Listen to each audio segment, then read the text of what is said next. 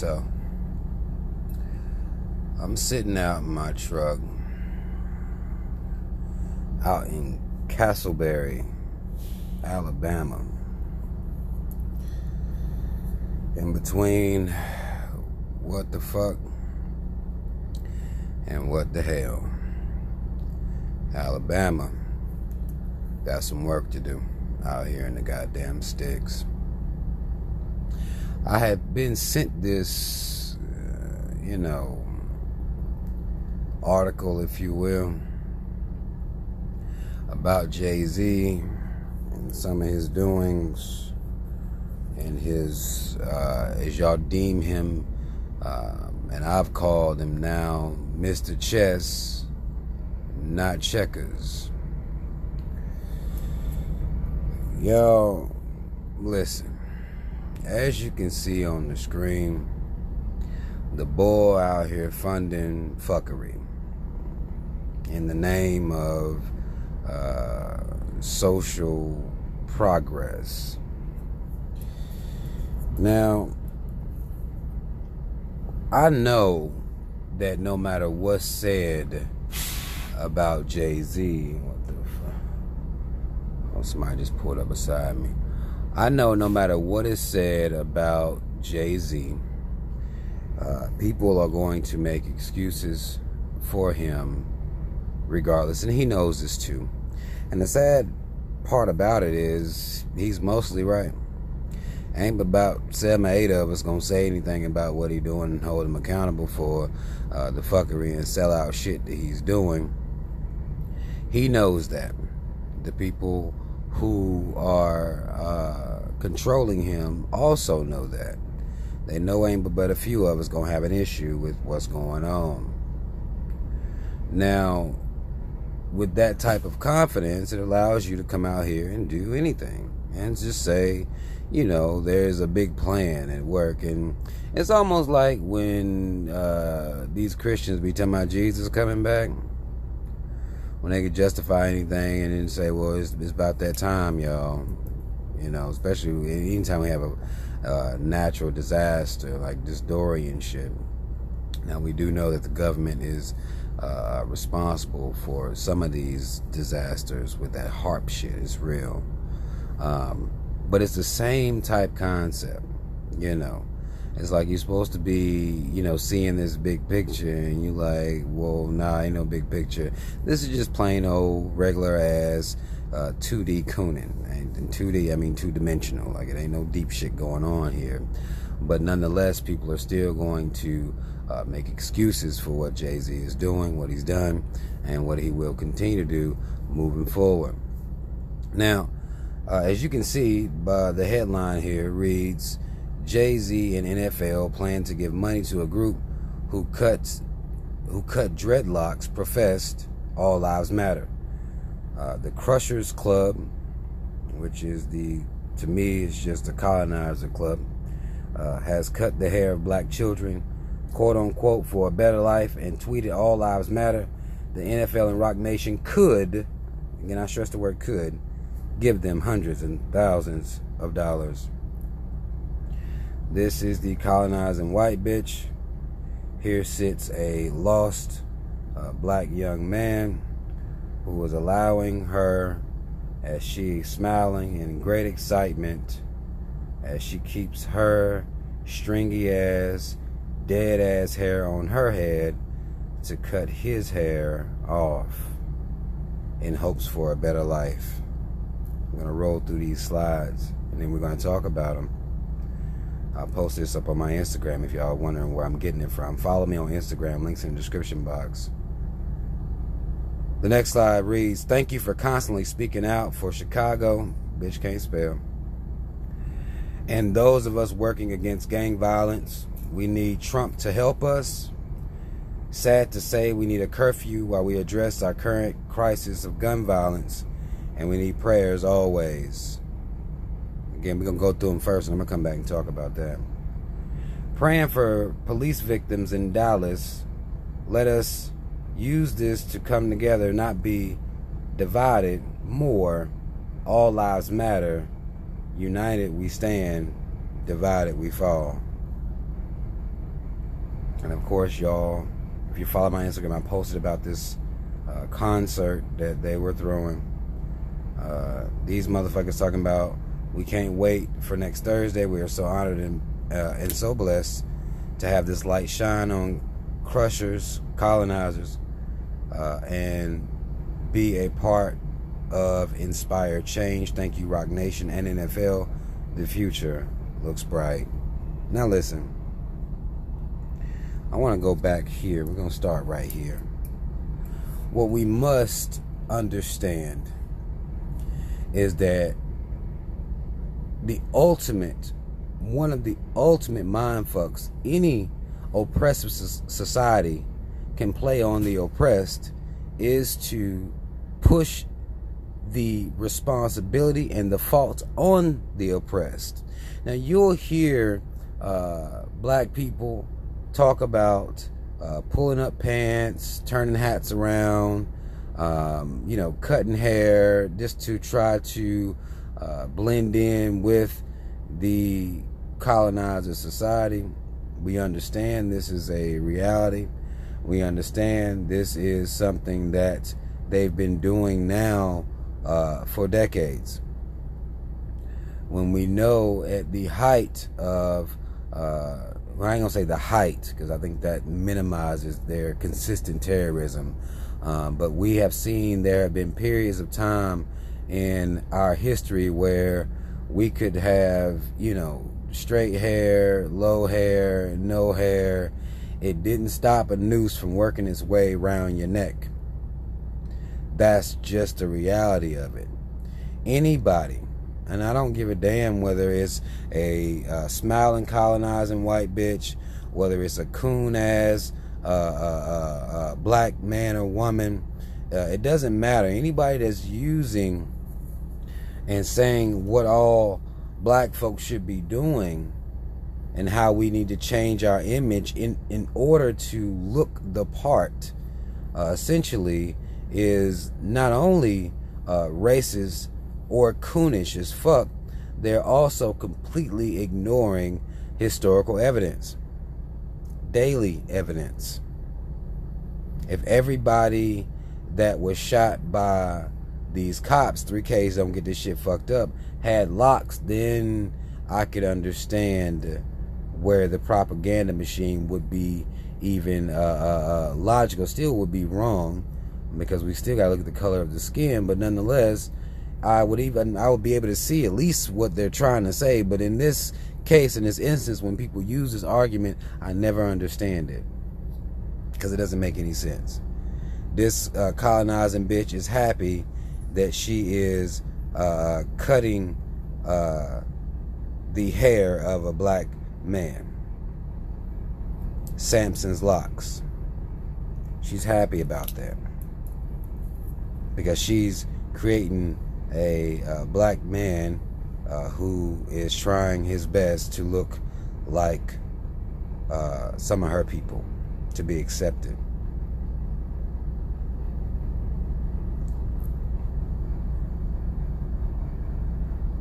Then she says, or they say, the Colonizer Club says, "Thank you for consistently speaking out for Chicago and those of us working against gang violence. We need Trump to help us. Sad to say, we need a curfew while we address our current crisis of gun violence, and we need prayer always." Now, typically, if you pay attention to the pattern, if you see these motherfuckers, when they have these mass shootings, there's no calling for a curfew then. When a colonizer runs up in a Walmart and decides to just open fire, there's no calling for a curfew. They're not even really addressing anything but the gun.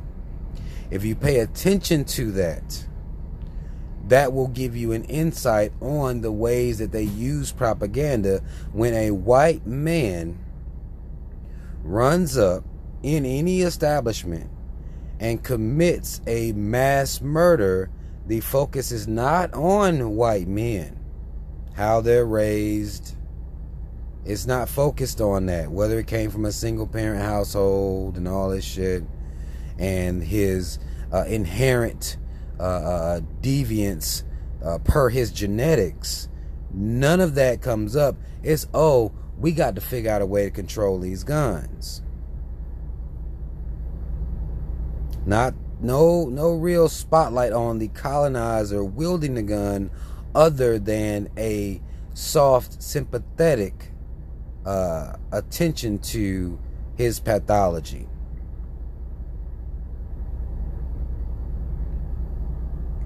Let's continue.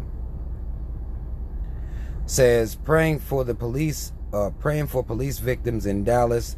Let us come together and not be divided. More, all lives matter.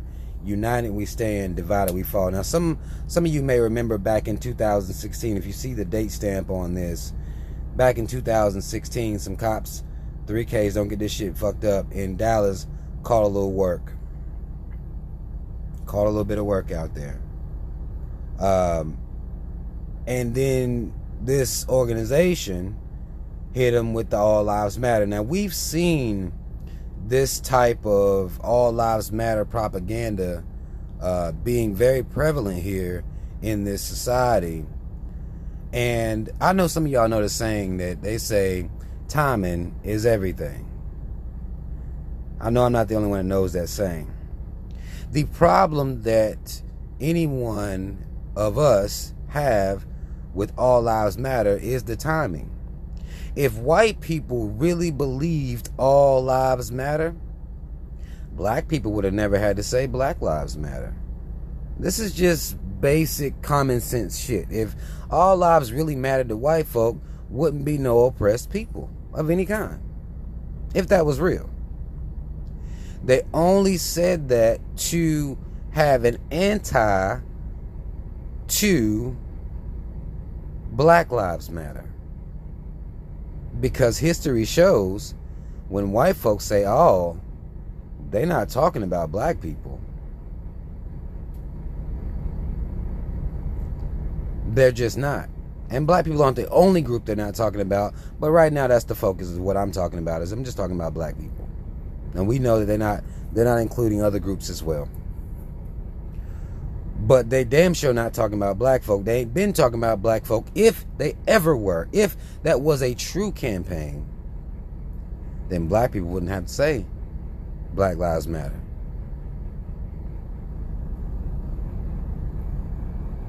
And of course, Meek Mill, some white colonizing bitch, and Rhapsody are holding, or it actually may have passed now. They may have already done it. I wouldn't know because I'm not going to watch the shit. But having some concert, because that's what really moves the people and what'll really change injustice, privatized prison complex, and these cops, 3Ks, don't get this shit fucked up out here killing and brutalizing black people. We need a concert. That'll do it. Music brings people together. This is what motherfuckers will say. I mean, these are the type of things that people say, and it sound good. But music ain't bringing nobody together. It just ain't nothing really bringing nobody together. We gotta get out of this fantasy world we've created for ourselves, where there are things that are happening that are just bringing people together. Not music, and you'll hear motherfuckers talking about weed. Weed might bring some motherfuckers together to smoke, but when they start talking about racism, the room will be divided in a bitch, and that's even if motherfuckers is high. Now, I'm not saying they're gonna haul out and fight, goddamn it, because motherfuckers be trying to eat when they high. They ain't trying to fight really like that. But nonetheless, when the conversation goes to racism and its existence, even high motherfuckers is divided in. Same thing with music, same thing with anything else. As long as these white motherfuckers live in denial, there will not be anything bringing people together. Because that's what keeps us apart. It's white folk being racist and not understanding institutional and systematic racism. That's what's going to keep us apart. And then being racist at their core themselves, just being racist. You have to understand that Jay-Z is out here to make him a couple dollars. And he doesn't really care about throwing black people under the bus as he funds a white bitch, a white colonizing hoe that is out here cutting black boys' hair, black men's hair. That doesn't bother him. You have to look at the propaganda machine that's been waged against black people since we were on the fucking plantation. You had some of you, if you don't believe me, you can just look this shit up now. A colonizer named Cartwright, who actually rose in the ranks to be considered a goddamn physician, a scholar even, you know. He came out with this idea, this hypothesis that said that slaves fleeing the plantation were suffering from a psychological disorder called drapetomania.